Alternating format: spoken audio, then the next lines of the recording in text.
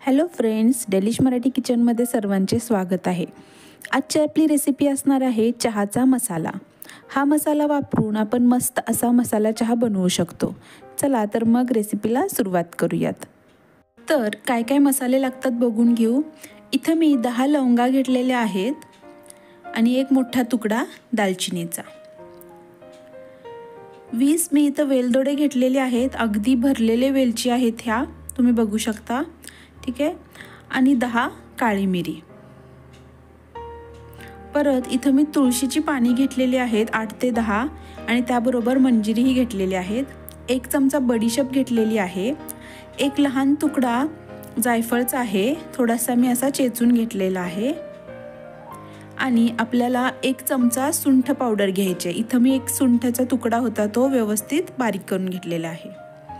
तर सगळ्यात आधी आपल्याला सगळे मसाले व्यवस्थित भाजून घ्यायचे आहेत। गॅस फ्लेम अगदी लो करायची आहे आणि सगळे मसाले भाजून घ्यायचे आहेत। यामध्ये मी जायफळ आणि सुंठ पावडर आहे ती सगळ्यात शेवटी घालणार आहे।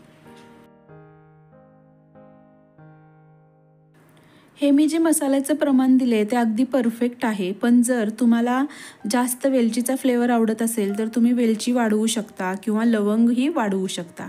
तुम्हाला ज्या मसाल्याचा फ्लेवर जास्त आवडतो तो मसाला तुम्ही याच्यामध्ये थोडासा वाढवून घेऊ शकता। तर इथं मी दालचिनीचे थोडेसे बारीक तुकडे करून घेते आणि परत एकदा आपण हा मसाला परतून घेऊया। गॅस फ्लेम अगदी लो करायची आहे, कारण की बडीशेप पटकन करपू शकते। जेवढं तुम्ही लो फ्लेमवर हा भाजून घ्याल मसाला, तेवढा व्यवस्थित हा मसाला बारीक होतो। ठीक आहे, आता आपण याच्यामध्ये तुळशीची पाने आणि मंजिरी घालून देऊ। तुळशीची पाने घातल्यामुळे खूप सुंदर असा फ्लेवर येतो आणि सर्दी खोकल्यासाठी ही तुळशीची पाने बरी असतात, हे तुम्हाला माहीतच आहे। ठीक आहे, आता आपण याच्यामध्ये जायफळही घातलेला आहे आणि सुंठ पावडर। आता गॅस फ्लेम बंद करायची आहे आणि गॅस फ्लेम बंद करून हा मसाला परतून घ्यायचा आहे।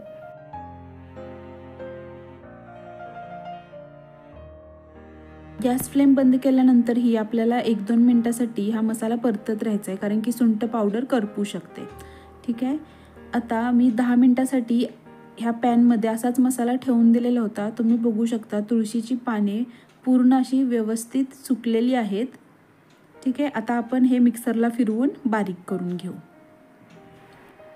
तर तुम्ही बघू शकता किती झटपट आपला चहाचा मसाला तयार झालेला आहे।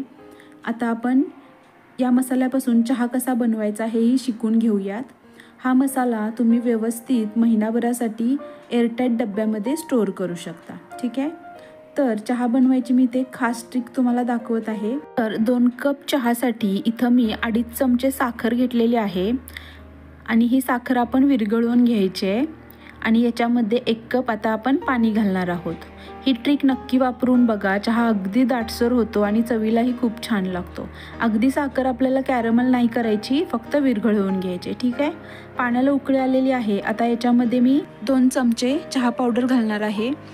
इथं मी वाघबकरी चहा वापरलेला आहे, तुम्ही तुमच्या आवडीची चहा पावडर याच्यामध्ये घालून द्या। ठीक आहे, आता आपल्याला या पाण्याला उकळी येऊन द्यायचे। चहाचं पाणी छान उकळलेलं आहे, कलर किती सुंदर आलाय बघा। आता आपण याच्यामध्ये 1 कप दूध घालून घेणार आहोत। माझ्यासाठी 2 कप चहाला 1 कप पाणी आणि 1 कप दूध हे प्रमाण परफेक्ट आहे। या प्रमाणात जर आपण दूध आणि पाणी घेतलं तर चहा अगदी व्यवस्थित होतो। ठीक आहे, आता चहाला उकळी आलेली आहे। आता आपण याच्यामध्ये पाव चमचा चहाचा मसाला घालणार आहे। 2 कप चहासाठी पाव चमचा चहाचा मसाला। बरेच जण चहाच्या पाण्यामध्ये हा मसाला घालतात, तर तसं करू नका। चहा उकळल्यानंतर सगळ्यात शेवटी आपल्याला हा मसाला घालायचा आहे आणि एक उकळी काढायची आहे। याने अगदी फ्रेश असा फ्लेवर येतो मसाल्यांचा। ठीक आहे, मसाला घातल्यानंतर मी व्यवस्थित सगळं मिक्स करून घेतलेलं आहे आणि आपण चहाला एकच उकळी काढून घेणार आहोत आणि चहाचा गॅस बंद करणार आहोत।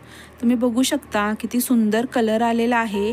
आता वास तुम्हाला जेव्हा मसाला बनवाल तेव्हाच येईल, पण वास ही खूप सुंदर येत आहे। ठीक आहे, आपला चहा तयार आहे। आता आपण चहा गाळून घेऊ।